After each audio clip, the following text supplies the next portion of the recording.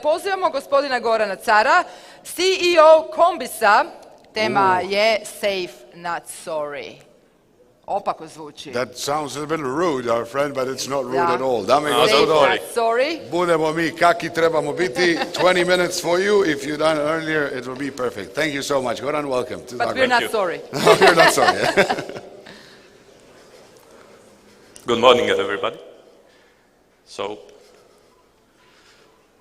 today I think we all know that it's important to be safe and how important is safety in our businesses and our work and our life. Today I would like to talk about cybersecurity, and I will try to give you one different perspective than you usually hear about, and I will not talk about bits and pieces of cybersecurity, so I will not go into hackers and things like that, but I will try to give you a business perspective of cybersecurity and cybercrime. Now, you probably heard about this man, and in his speeches he often talks about how important is a reputation. Now, I think this is common sense. We all know how important it is and how all of us like to work with somebody that we trust, that will not cheat us, trick us, that will not lie to us. And this is common sense. The problem with that is that the trust, the reputation, this is something that we build years over years. So you cannot get this by one conversation. You cannot get this by working 6 months in the industry. This is something why our companies are 10 plus years old. This is why we are talking about this, and this is what we are working on in every of our meetings, in every of our emails, in every of our contracts. Now, the problem with this is following. It takes years and years to build it, but you can lose it in just a minute. And one of the ways how can you lose it in the minutes, it's cybercrime or cyber incidents.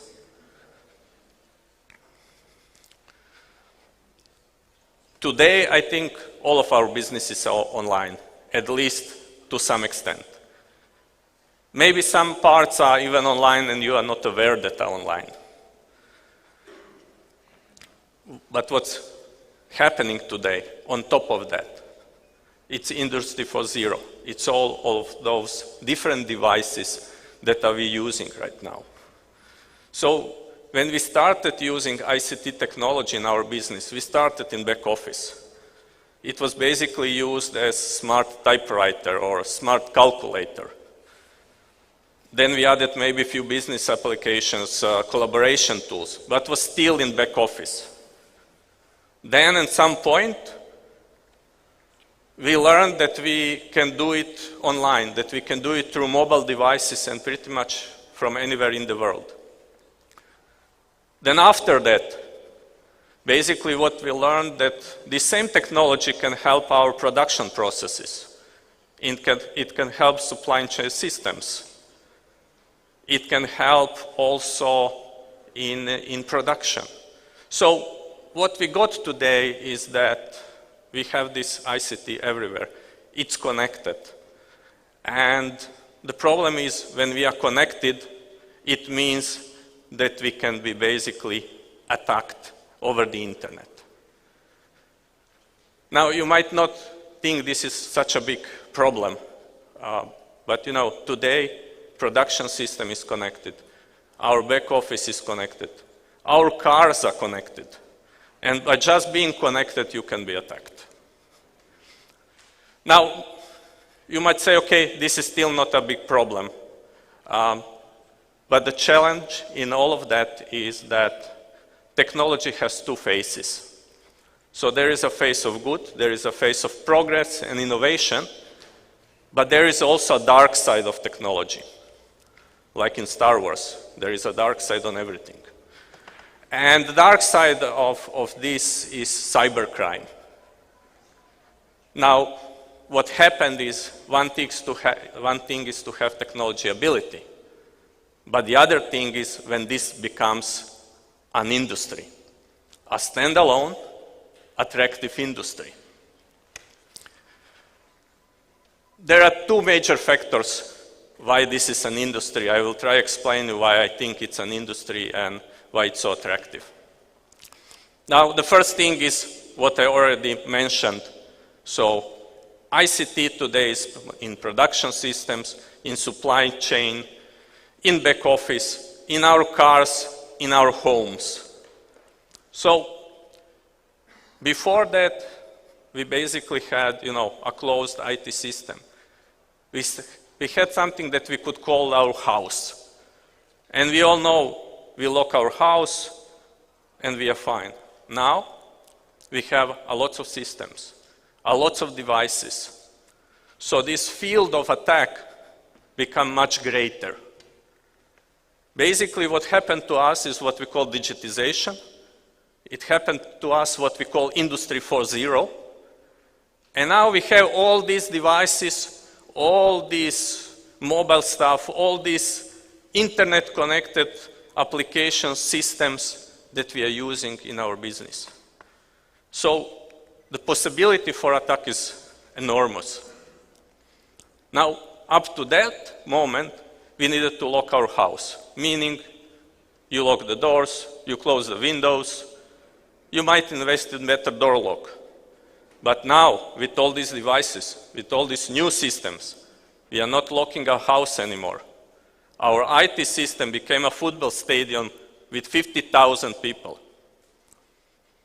Now, I believe you know that locking a house and locking a stadium is a different problem. Stadium has many entry points. There are no walls, usually there is a fence and people can jump over it or put a flares over it.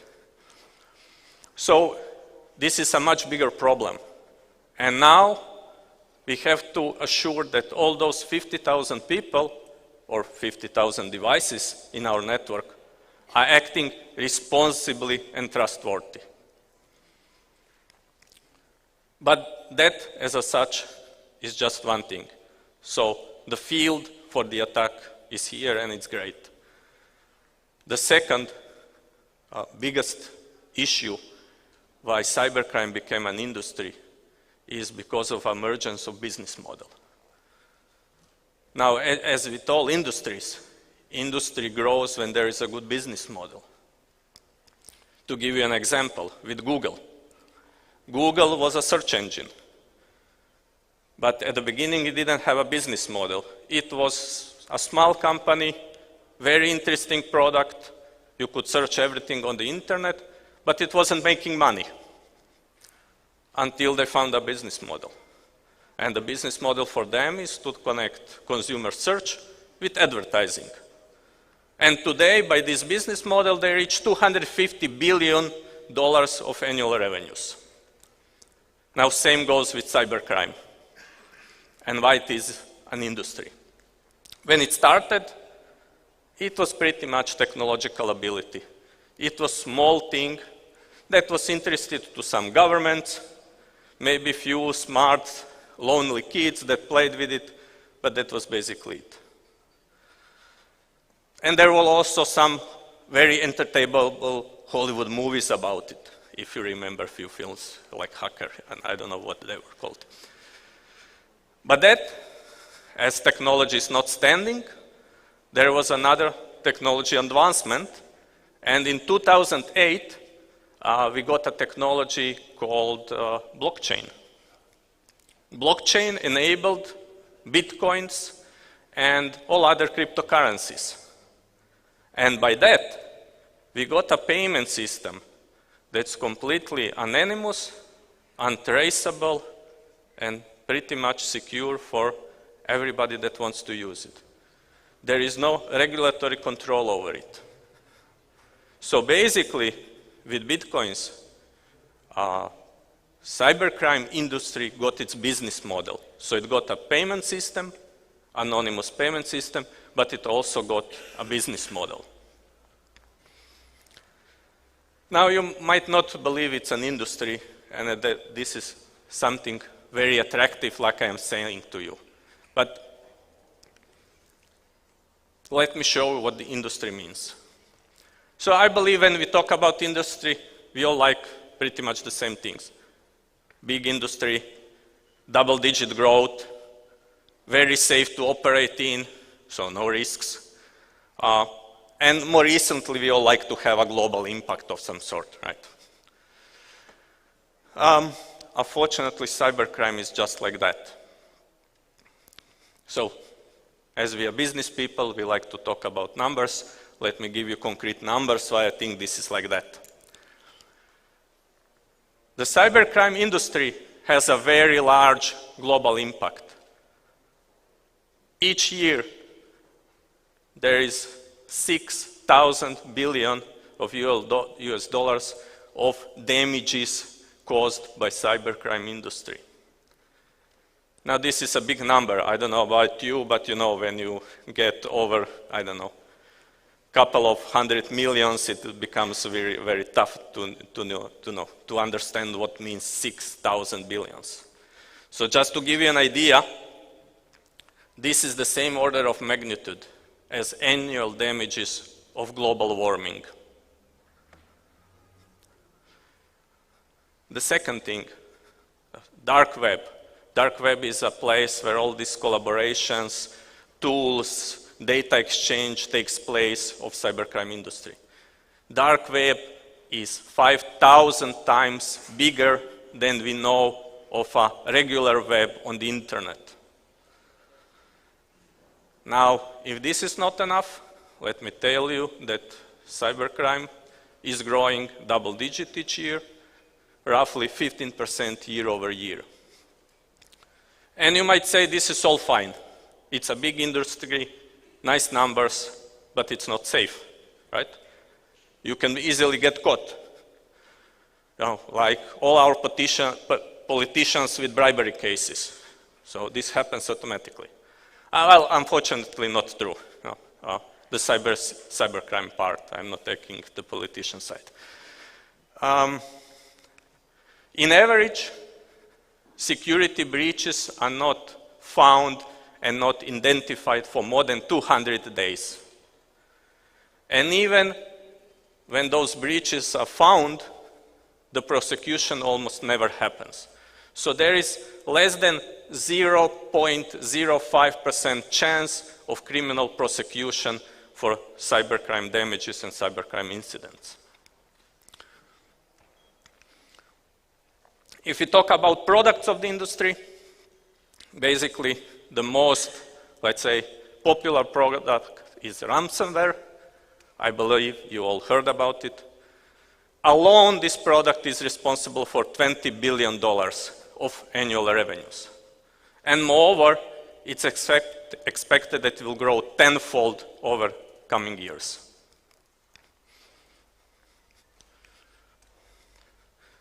Now, obviously that's bad news. But there is also good news. Actually, two of them that I would like to tell you. Even if we take into account that statistics says that 2/3 of our companies had some sort of security incident over last year, even with that taking into account, this complete cybersecurity industry is roughly $170 billion of annual revenues. This means basically that the complete investments in cybersecurity industry, are 35 times smaller than the actual damages that happen each year.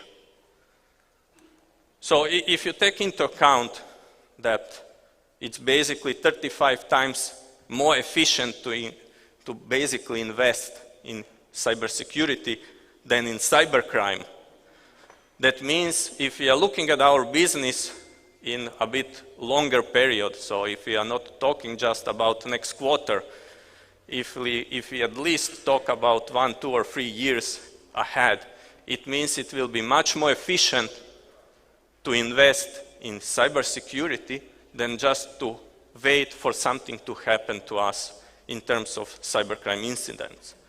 Because statistically, over a couple of years, something will for sure happen. This is not if, but this is pretty much certain that something will happen to our businesses. The second good news is that we know how to fight cybercrime. Unfortunately, it's not that simple.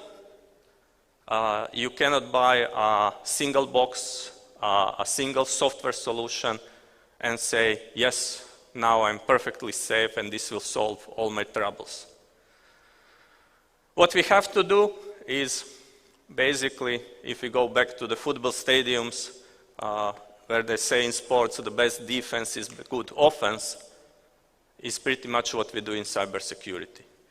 In cybersecurity, we do active threat hunting.